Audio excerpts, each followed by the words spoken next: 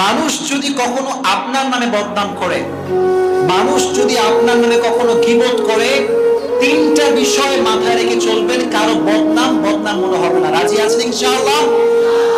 যুবক আমার মায়েরা বোনেরা খুব ভালো করে শুনবেন। মানুষ বদনাম করে করে আমাদের এই মনটা ভেঙে চুরে চূর্ণ বিচূর্ণ করে দেয়, অনেক কষ্ট পাই আমরা। মনে রাখবেন, যখনই কেউ আপনার নামে বদনাম করবে, আপনার সামনে দাঁড়িয়ে জাস্ট তার সামনে একটা মুচকি হাসি দিয়ে দিবেন। কি হাসি দিয়ে দিবেন? আপনার একটা মুচকি হাসি বদনামকারীকে টেনশনে ফেলে দিবে যে কিরে এত বদনাম করলাম, হাতে হাসি হাসে কেন? এই হাসির রহস্য খুঁজতে খুঁজতে সে পাবনা মেন্টালে চলে যাবে, আর আপনি সুখে শান্তিতে বসবাস করবেন। মুচকি হাসি দিয়ে দিবেন, বলবেন যে ভাই ঠিক আছে, তুমি ভালো আমি খারাপ, তুমি ভালো আমি খারাপ, যাও, the matter is closed, তুমি ভালো আমি খারাপ। কিন্তু আল্লাহ যদি জানে আপনি ভালো, দুনিয়ার কে আপনাকে খারাপ বললো, কে ভালো বললো দেখার এক পয়সা সময় আমাদের কাছে না।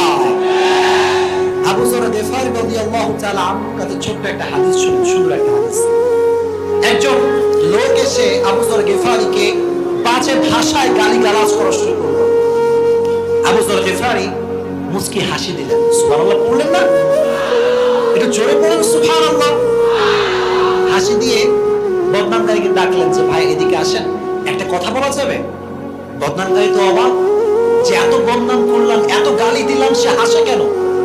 বলল যে ভাই আমার সামনে দুইটি দরওয়াজা আছে। জোরে বলেন কয়টা দরওয়াজা? আল আউয়াল বাবুল জান্নাহ, একটা হচ্ছে জান্নাতের দরওয়াজা।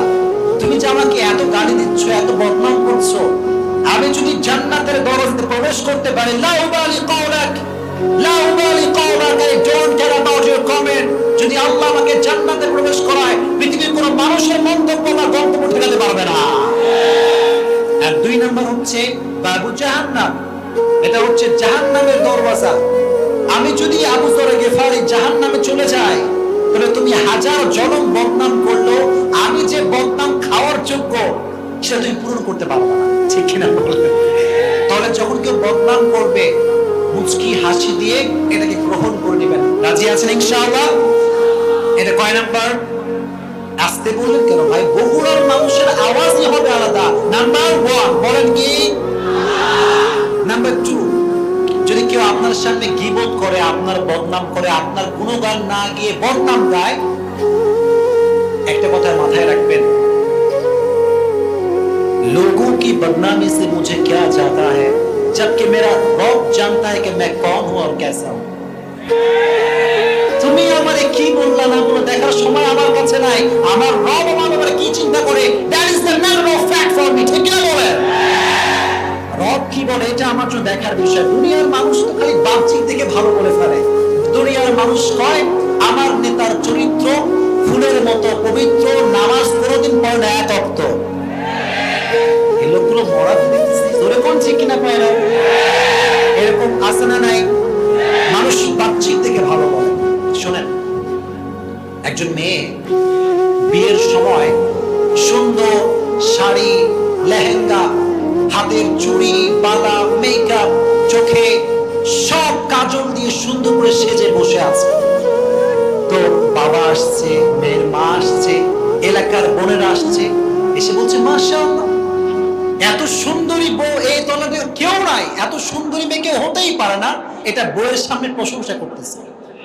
তো ওই মেয়েটা একটা জবাব দিয়েছে, এই যে এই কান না, এই কান দিয়ে শুনবেন, এখানে একটা কান আছে, এখানেও একটা কান আছে, হৃদয়ের কান দিয়ে শুনবেন। দেখেন, যখন মেয়েটার প্রশংসা আব্বা আম্মা সবাই করছে, এলাকাবাসী সবাই মেয়ের প্রশংসা, বাহ এত সুন্দর রূপ তোমার, তোমার স্বামীর তো কপাল যে তোমার মতো একটা মেয়ে সে বউ হিসেবে পেয়েছে।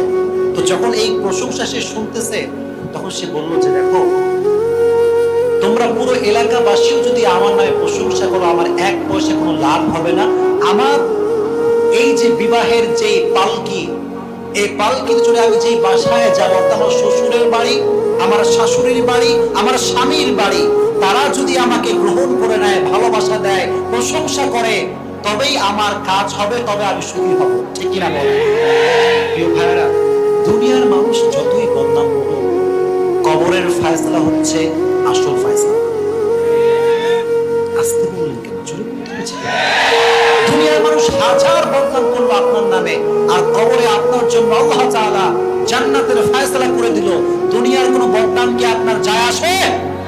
কোনো যায় আসে না। এজন্য 2 নাম্বার যে টিপস শিখালাম আজকে এই হাজারির যুবকদেরকে, প্রিয় ভাইরা, যখনই কেউ বদনাম করবে ভাববেন যে আল্লাহ যা ভাবে এটা আমার জন্য জরুরি, দুনিয়ার মানুষ কি ভাবে দেখার সময় আমাদের কাছে লাস্ট।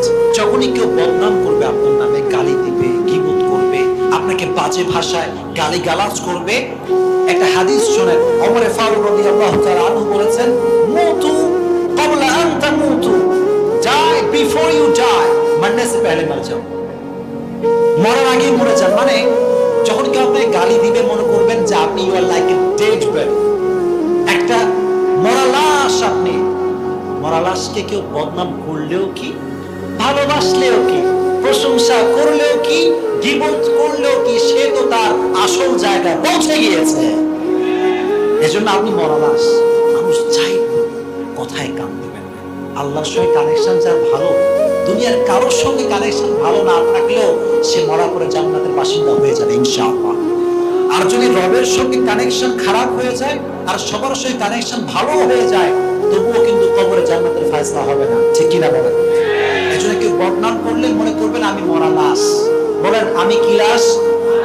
এই বগুড়ার মানুষ আওয়াজ, আমি কি লাশ? মরা লাশের বদনাম করলে কোনো লাভ হবে?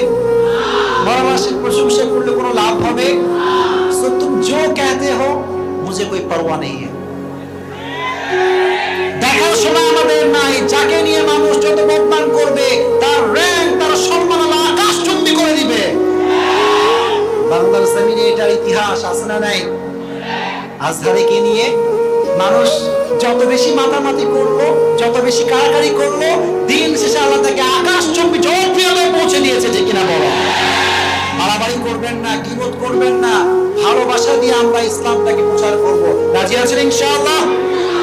আল্লাহ তাআলা এই বগুড়াবাসীকে ইসলামের জন্য কবুল করুন। পড়া আমিন। আজকে আমরা একটি নির্দিষ্ট সূরা থেকে তাফসীর শুনব। সূরাটির নাম হচ্ছে সূরাতু আলে ইমরান। আওয়াজ দিয়ে বলতে হবে সূরাটার নাম কি? জানেন লোকরা খাওয়াটা কিছু খুলে আসেন না? সূরাটার নাম কি? এদিকে আওয়াজ আসে নাই, বলতে হবে সূরার নাম কি? সূরার নাম কি? Good, very good performance. এভাবে শেষ পর্যন্ত হাত তোলেন, ওয়াদা করি। বলেন হুজুর। হাজরা দিঘির মুসলমান বলেন হুজুর।